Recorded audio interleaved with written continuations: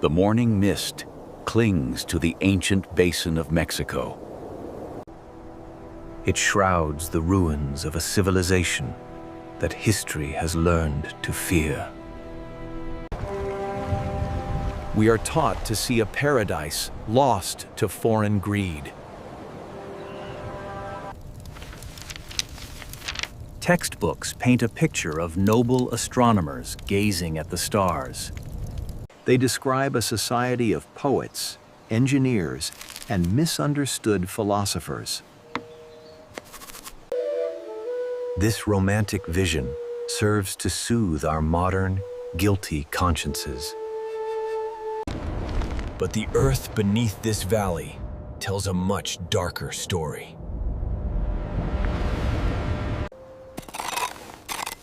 Archaeology does not lie to protect our delicate sensibilities.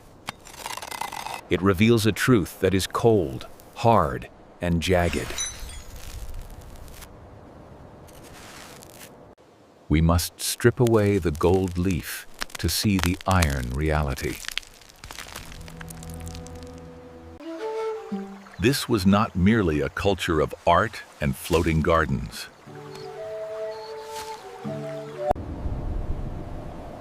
It was a machine fueled by a terrifying, industrial logic. The beauty of their capital was built upon a foundation of bones. Imagine a city that shimmered like a mirage on a lake. Canals wove through the metropolis like veins in a living body. Canoes glided silently, carrying goods from the far reaches of the jungle. The air smelled of roasting corn, copal incense, and damp stone. It was a triumph of human ingenuity and sheer willpower. Yet, a metallic scent always lingered beneath the floral perfumes. It was the undeniable copper smell of spilled life.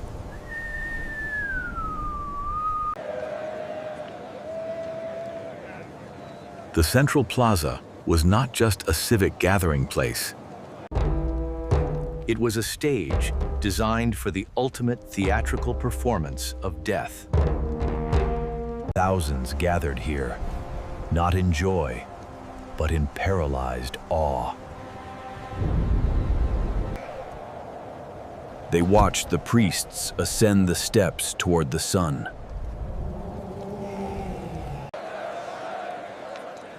The silence of the crowd was heavier than the stones themselves.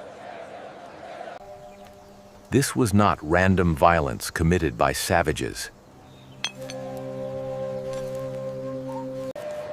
It was a calculated state policy, executed with surgical precision.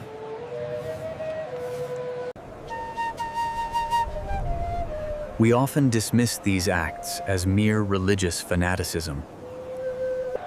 We say they killed because they believed the sun would vanish. That explanation is too simple for such a complex empire.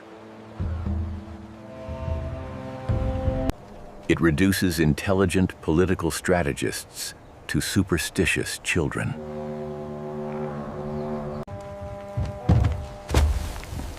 The reality of their brutality was rooted in cold economics. Fear is the most effective currency in an imperial expansion. The empire did not have a standing army in every province. They could not garrison soldiers in every conquered village. Instead, they weaponized terror to keep the peace.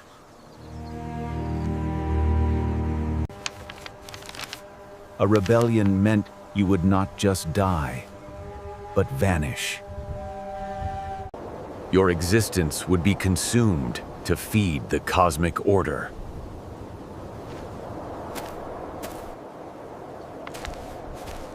This psychological weapon was cheaper than maintaining legions of troops. It kept the trade routes open and the tribute flowing.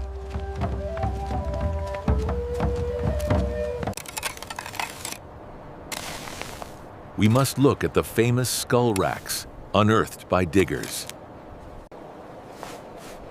They are not chaotic piles of random victims.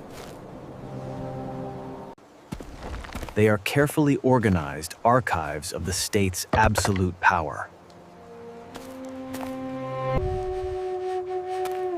Each skull represents a political message sent to a rival.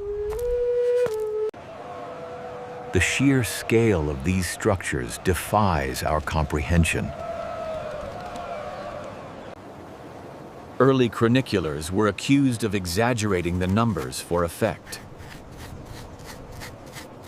Skeptics claimed it was propaganda to justify the invasion.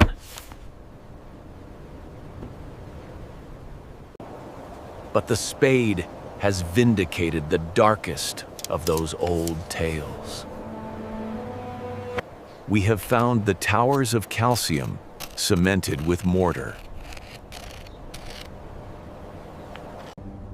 They stand as silent witnesses to a systematic processing of humanity. This operation required a massive logistical support network. Victims had to be fed, housed, and transported to the capital.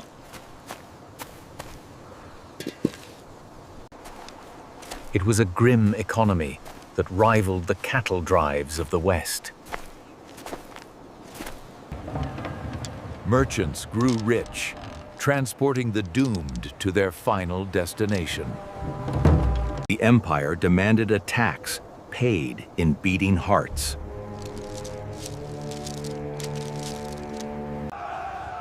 This demand drove the famous wars that were never meant to end.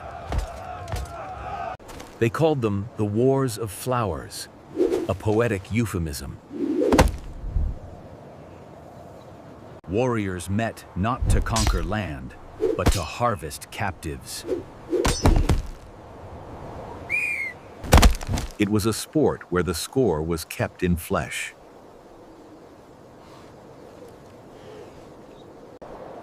This ensured a steady supply of fuel for the temples. It also drained the strength of neighboring tribes slowly. The strongest young men were culled from the rival populations. This left the enemies weak, pliable, and unable to resist. It was a brilliant, ruthless strategy of resource management. The gods were the justification, but survival was the motive.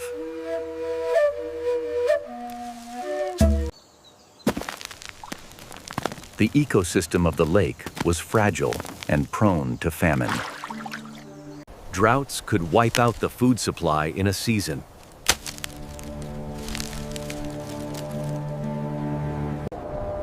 The leadership needed a scapegoat for nature's unpredictability. If the rains failed, it was because the debt was unpaid. The priests held the ultimate leverage over the terrified populace. They claimed to hold the keys to the universe's engine.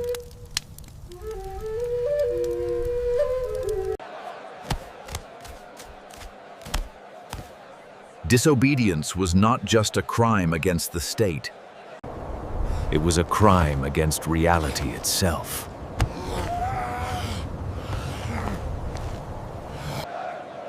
This created a society bound together by a shared trauma. Everyone walked on a knife edge of potential doom. Then, strangers appeared on the eastern horizon in floating towers. They were men encased in metal who rode hornless deer. The empire faced a threat it could not sacrifice away.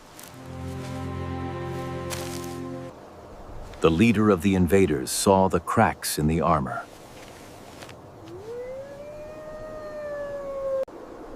He realized the empire was hated by its own subjects. The terror that held the realm together became its undoing.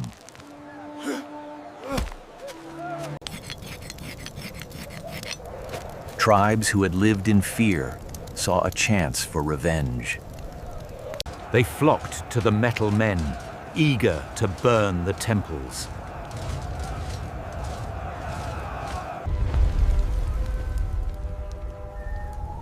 The fall of the city was not just a military defeat.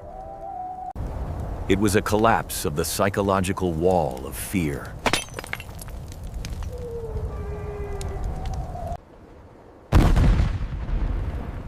The invaders were brutal, but they were a new kind of brutal. They brought a different god and a different greed.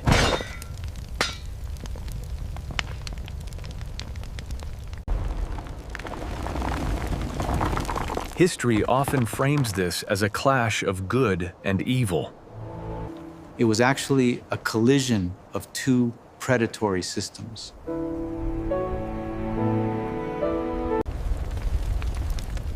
The old empire was not a victim of innocence.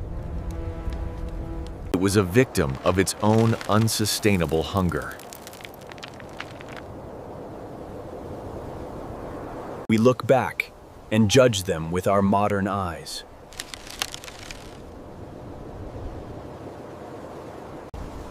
We call them monsters for their rituals of extraction. But we must understand the pressure of their world.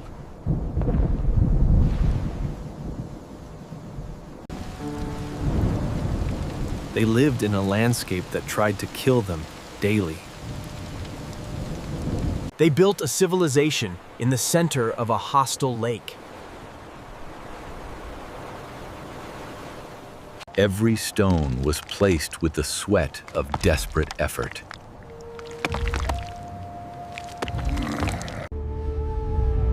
Their brutality was a reaction to a chaotic universe. They tried to impose order through the ultimate control of life. It is a dark chapter in the story of our species. But it serves as a mirror to our own nature.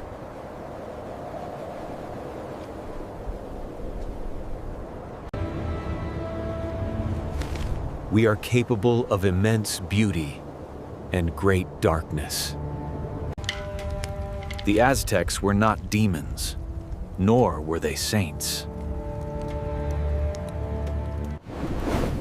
They were men terrified of the dark, lighting fires of blood. They believed they were saving the world from eternal night. In the end, their sun set, despite their offerings. The silence of the ruins is their final, tragic legacy.